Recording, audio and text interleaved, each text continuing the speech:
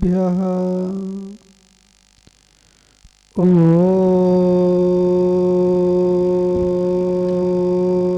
नमः सिद्धेभ्यः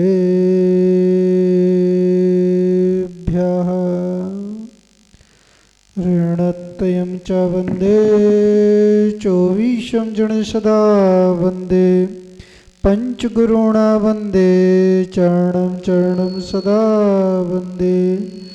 बोलो अनंतानंद सत्परमेष्टि भगवान की। बादशाह दिवाकर श्री आचार्य विमल सागर जी महाराज की, गणाचार्य श्री विराग सागर जी महाराज की, आचार्य श्री विनिश्चय सागर जी महाराज की, तीन कमनों करुण महाराज की, आदि सागर जी महाराज की, अहिंसा परमो धर्म की, 64 रिद्धि महाविधान की।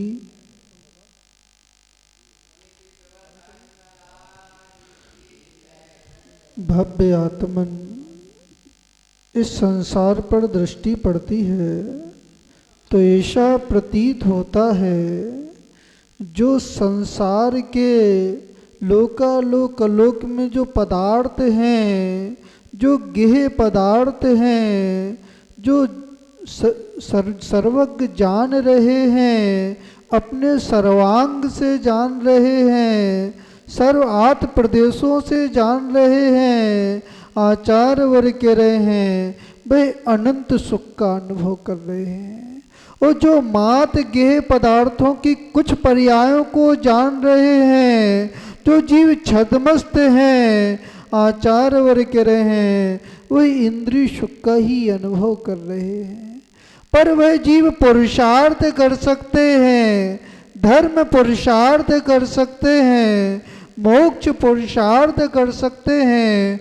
जो मनुष्य हैं, आचार्य वर्ग कह रहे हैं, वह पुरुषार्थ कर सकते हैं, धर्म पुरुषार्थ कर सकते हैं, मोक्ष पुरुषार्थ कर सकते हैं। भैया अनुभव भैया क्या चल रहा है, कौन सा पुरुषार्थ चल रहा है? आचार्य वर्ग कह रहे हैं पुरुषार्थ भी दो प्रकार का होता है। एक पुरुषार्थ से पाप का आश्रय होता है और एक पुरुषार्थ से पुण्य का आश्रय होता है।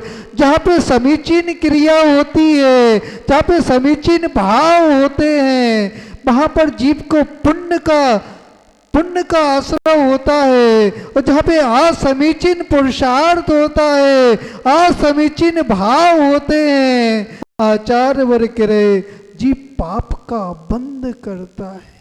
कोई भी क्रिया करते हो, कोई भी भावना उत्पन्न होती है, विचार करना चाहिए इससे पाप का बंध हो रहा है कि पुण्य का बंध हो रहा है। समय तो निकल रहा है, जीवन का समय निकल रहा है, एक एक क्षण निकल रहा है। उस क्षणों में पाप का संचय कर रहे हो कि पुण्य का संचय कर रहे हो? चिंतन करो। आचार्य वर्ग कह रहे चिंतन से बड़े बड़े जो पापी आदमी व्यक्ति होते हैं वो पुण्यशाली हो जाते हैं, पुण्यशाली होते हैं। और ऐसे पुण्यशाली होते हैं उन पुण्य प्रगतियों का क्षय करते हैं और सिद्ध जैसे अरिहंत अवस्था को प्राप्त कर लेते हैं। भैया पुरुषार्थ तो कर रहे हो, जीवन का समय तो बीत रहा है, पर जो गेह पदार्थों को देख रहे हो, समझ रहे हो, उनसे पाप का संचय कर रहे हो कि पुण्य का संचय कर रहे हो। एक संग था, आचार्य संग था, वो चला जा रहा था, एक नगर के बाहर ठहर गया और वह उसमें एक छुल्लक जी थे। कौन थे उस संग में? छुल्लक जी। अनुभव भैया कौन थे? छुल्लक जी थे। वह छुल्लक जी आहार चर्या के लिए गए, आचार्य वर्ग से आज्ञा ली और आहार चर्या के लिए गए। आहार चर्या करने के बाद वह लौट रहे थे, नगर के राजा का महल पड़ गया, नगर के राजा का महल पड़ गया। उस महल को देख रहे थे, उस महल पर एक कन्या घूम रही थी, उस कन्या को देखा, वो मोह उत्पन्न हो गया। क्या उत्पन्न हो गया? मोह उत्पन्न हो गया। ऐसा मोह उत्पन्न हुआ, जहाँ पे बैराग के भाव थे, जहाँ पे बैराग के भाव थे, वहां पे विषय आसक्ति बढ़ना प्रारंभ हो गई। आचार वर्ग रहे, वस्तु तो एक ही है, गेय पदार्थ तो एक ही है, उससे पुण्य का भी संचय कर सकता है, जीव पाप का भी संचय कर सकता है। सामान्य दृष्टि है, जीव की सामान्य दृष्टि है, तो आचार वर्ग रहे, न वो पाप का बंध कर रहा है, न पुण्य का बंध कर रहा है। और जैसे सामान्य दृष्टि होती है, जीव की सामान्य दृष्टि होती है, गेय पदार्थ पर सामान्य दृष्टि होती है, और जैसी उसकी भावना होती है, वैसे वह कर्म स्वरूप परिणत हो जाते हैं। वह क्षुल्लक विचार कर रहा है कि मुझे इसके साथ विवाह करना है। राजा के दरबार में चला गया, वह राजा के दरबार में चला गया।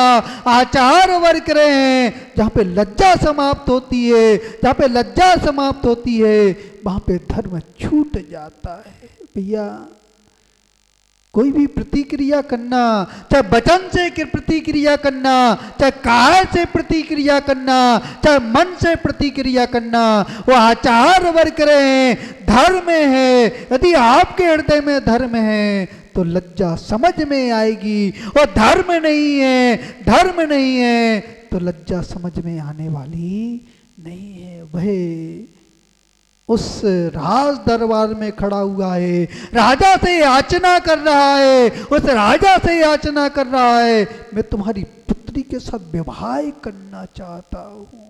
आचार वर्ग रहे, जब जीव भोगी बनता है, भोगी बनता है, तो उसकी लज्जा समाप्त हो जाती है। जो मुनिराज होते हैं, जो मुनिराज होते हैं, आहार ग्रहण करने जाते हैं, आहार ग्रहण करने जाते हैं, उनके नैन लज्जा से नीचे झुके हुए होते हैं। आचार वर्ग रहे, जहाँ पर धर्म होता है वहाँ पे नैन नीचे होते हैं, और जब लज्जा समाप्त होती है, लज्जा समाप्त होती है, वहाँ पे नैन उठ जाते हैं। विचार करना और चिंतन करना, हमारे नैन झुके हुए हैं कि उठे हुए हैं। तो वह क्षुल्लक याचना कर रहा है, मैं विवाह करना चाहता हूँ। मंत्री से मंत्रणा की, उस राजा ने मंत्रणा की, इसका विवाह तो होगा, इसका विवाह तो होगा, पर एक कार्य करना पड़ेगा। एक तुम्हें एक वस्तु की खोज करना पड़ेगी, समुद्र के रत्न लाना पड़ेंगे। क्या लाना पड़ेंगे? समुद्र के रत्न लाना पड़ेंगे। जब क्षुल्लक ने ये बात सुनी, वह क्षुल्लक कह रहा है काम आसक्त हो गया, काम आसक्त हो गया। आचार वर्ग रहे, जहाँ पे लज्जा समाप्त होती है, लज्जा समाप्त होती है, व्यक्ति विचार नहीं करता। तुलसीदास के बारे में भी कथन है। तुलसीदास जब विवाह हुआ, विवाह हुआ, वो पत्नी ससुराल चली गई। कहाँ चली गई? ससुराल। पंडित जी ससुराल में कैसा लगता है? अब तो महाराज केवली भगवान ही जानते। कौन जानते हैं? केवली भगवान वो स्वयं जानते। कौन जानते हो? आचार वर्ग रहे, जहाँ पे मोह होता है वहाँ पर ऐसी परिणति होती है, ऐसी परिणति होती है। वह तुलसीदास रात थी, काली रात थी, यमुना चढ़ी हुई थी, यमुना चढ़ी हुई थी, काम आसक्त हो रहे थे, काम आसक्त रुकते यमुना में कूद गए। किसमें कूद गए? यमुना में कूद गए। वो सब पड़ा जा रहा था, सब तैरता हुआ जा रहा था, उसको काष्ठ समझ रहे थे, काष्ठ समझ रहे थे। उनने अपने प्राणों की परवाह नहीं की, प्राणों की परवाह नहीं की। आचार वर्ग रहे, जहाँ पे लज्जा समाप्त होती है, न समाज की मर्यादा समझ में आती है, न स्वयं की मर्यादा समझ में आती है, न धर्म की मर्यादा समझ में आती है। जहाँ पे मर्यादा समाप्त होती है वहाँ पे धर्म छूट जाता है, वो पाप का आश्रय होता है। कोई भी क्रिया करो, कोई भी वचन बोलो, कोई भी काय से चेष्टा करो, यदि आप मर्यादा से बंधे हुए हो, मर्यादा से बंधे हुए हो तो पुण्य का संचय हो रहा है, और मर्यादा छूट रही है तो आचार्य वर्ग ने पाप का संचय हो रहा है। बहता हुआ किनारे लग गया, किनारे लग गया। जैसे भवन के पास गया, भवन के पास गया, सर्फ लटक रहा था। क्या लटक रहा था? सर्फ लटक रहा था। आचार्य वर्ग रहे जिनके विपरीत ज्ञान होते हैं, जो मिथ्यात ज्ञान से युक्त होते हैं, वो वस्तु के स्वरूप को नहीं समझते, वो आगम को नहीं समझते, वो एकांत से समझते हैं, एकांत से समझते हैं। वो रस्सी को सर्प समझते हैं और सर्प को रस्सी समझते हैं। वह सर्प लटक रहा था और वह कामी व्यक्ति चढ़ा जा रहा था, उस सर्प के माध्यम से उस महल पर चढ़ा जा रहा था, उस महल पर चढ़ा जा रहा था। वो दर पर खड़ा हुआ था। जब स्त्री ने देखा, उसकी स्त्री ने देखा, आचार्य वर्ग रहे स्त्री दो प्रकार की होती है, स्त्री दो प्रकार की होती है। एक धर्म के मार्ग पर लगाती है, धर्म के मार्ग पर लगाती है, वो स्त्री मोक्ष का कारण बनती है, मोक्ष का कारण बनती है। और एक स्त्री धर्म के मार्ग से पतन करती है, वो नरक का कारण बनती है।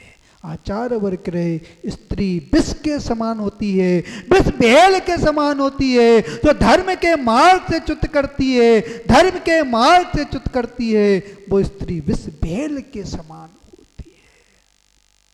तो वह स्त्री के सामने खड़ा हुआ था।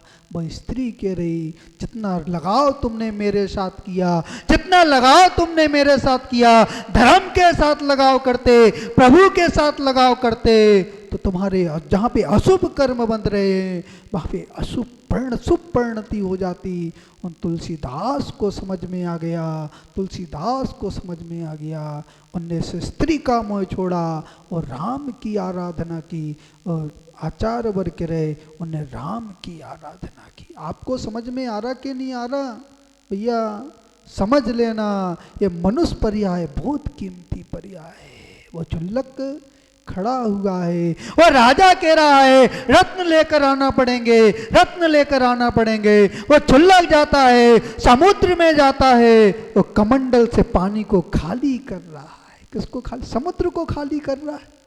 आचार्य वर्ग रहे जहाँ पे मोह होता है, जहाँ पे आसक्ति होती है, जहाँ पे लोभ की प्रवृत्ति होती है, जीव का विवेक शून्य हो जाता है। वो कमंडल से जल खाली कर रहा है, कमंडल से जल खाली कर रहा है। लोग कह रहे हैं ये बावला हो गया है, ये बावला हो गया है। पागल जैसी स्थिति होती है। आचार्य वर्ग रहे जहाँ धन के प्रति लोभ होता है, जब वासना के प्रति लोभ होता है, आचार्य वर्ग रहे वहाँ पे व्यक्ति पागल हो जाता है।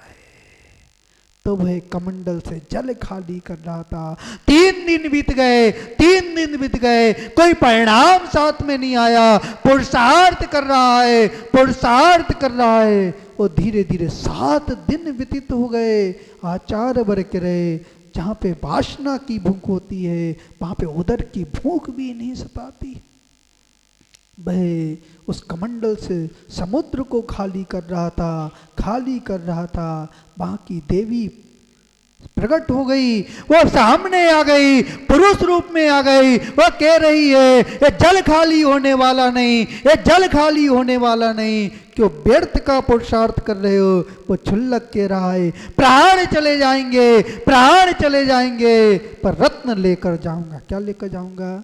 वह देवी को दया आ जाती है, वो रत्न लाकर रत्न देती है। इस रत्न को ले जाओ, अपनी मनोरथ को पूरा कर लो।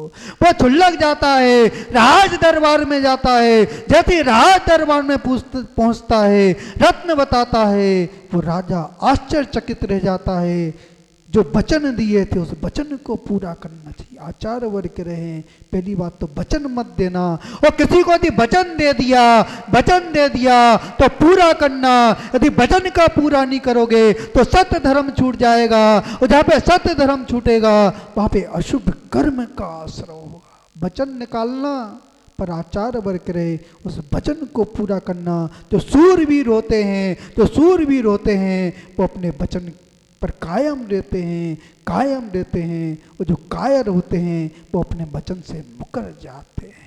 तो भाई रत्न दिखा रहा है, रत्न दिखा रहा है। और जैसी रत्न दिखाए और राजा विवाह की तैयारी करता है, विवाह की तैयारी करता है।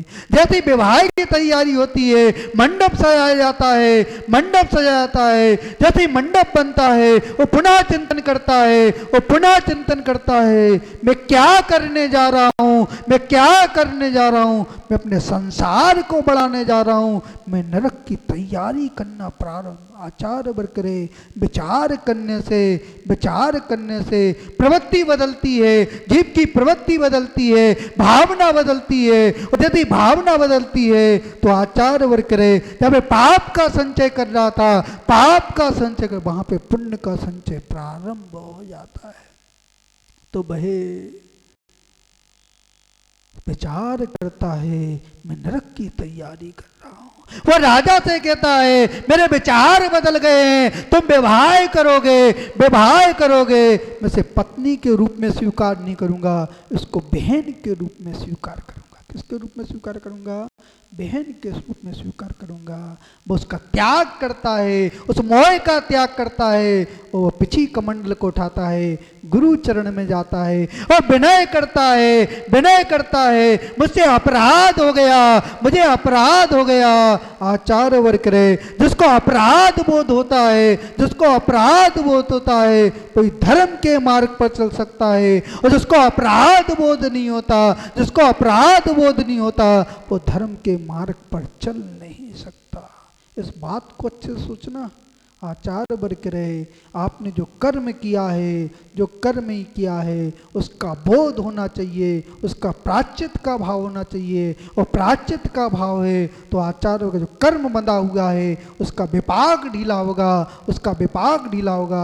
और जैसे विपाक ढीला होगा तो आचार्य कसाय मंद पड़ेगी, कसाय मंद पड़ेगी। सोनागिर जी में चंदाप्रभु भगवान का समोसण लगा हुआ था, समोसण लगा हुआ था।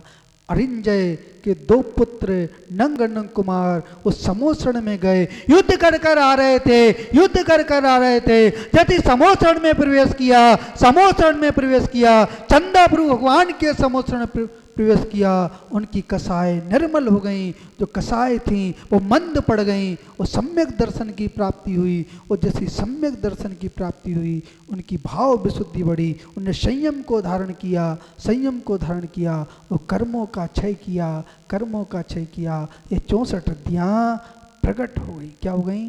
64 रिद्धियाँ प्रकट हो गई। नंग कुमार उस सोनागिर से मोक्ष गए। आचार्य वर्ग रहे हैं, जीव धर्म की शरण में जाता है, गुरु की शरण में जाता है, देव की शरण में जाता है, शास्त्र की शरण में जाता है, उसकी परिणति बदल जाती है, स्वभाव बदल जाते हैं। वो क्षुल्लक याचना कर रहा है, आचार्य वर देख रहे हैं, इसकी परिणति बदल गई, इसकी परिणति बदल गई।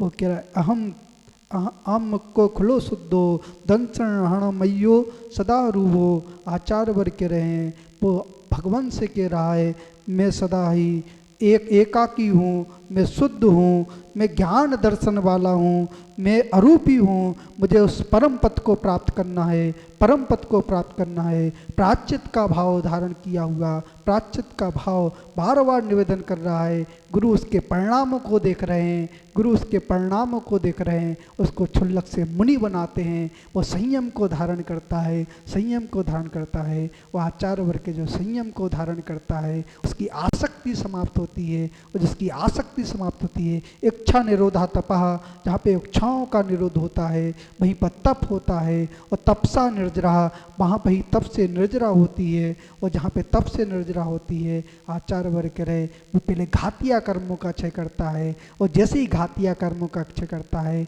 वो सर्व विश्व की समस्त पर्यायों को, ज्ञेय पदार्थों को, भूत भविष्य की पर्यायों को युगपद जानता है, युगपद जानता है। और जो युगपद जानता है वो अनंत सुख का अनुभव करता है, अनंत ज्ञान का अनुभव करता है, अनंत दर्शन का अनुभव करता है।